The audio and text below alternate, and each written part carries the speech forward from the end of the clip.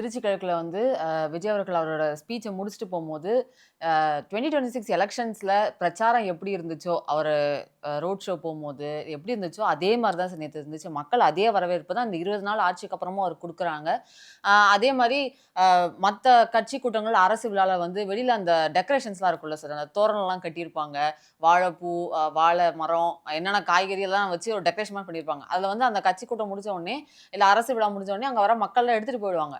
ஆனா இவங்க தற்குறி கூட்டம், தற்குறி கூட்டம்னு சொல்ற அந்த கட்சியோட கூட்டம் முடிஞ்சு போம்போது, அது அப்படியே இருந்துச்சு சார். யாருமே அத எடுக்கவே இது ஒரு வாழைத்தாரு கூட போகல. இதாண்டா டிவிக்கே. இதுவே திமுக கூட்டம் வந்துச்சுன்னா ஒரு வாழைக்கா ஒரு இது மிச்சமா இருக்காது.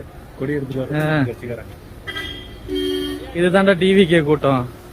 இல்ல. அவ்ளோ டீசென்ட்டா நடந்துக்கிட்டாங்க அவங்க அப்படிங்கிற மாரி ஒரு வீடியோ கூட ட்விட்டர்ல அதுக்காகவே கூட வச்சிருந்திருப்பாங்க. என்னன்னு சார்? வச்சு அதை நாங்க யாரும் எடுக்காம போறோம் பாருன்னு காட்டுறதுக்காகவே வேணும்னே கூட வச்சிருந்தாலும் வச்சிருந்துருக்கலாம். ரைட்டுங்களா? அப்படிதான் நான் பாக்குறேன். அது இல்லைன்னா அந்த இடத்துல அதை வைக்கணுன்ற அவசியம் கூட பெருசா இருந்திருக்காது. வச்சிருப்பாங்க.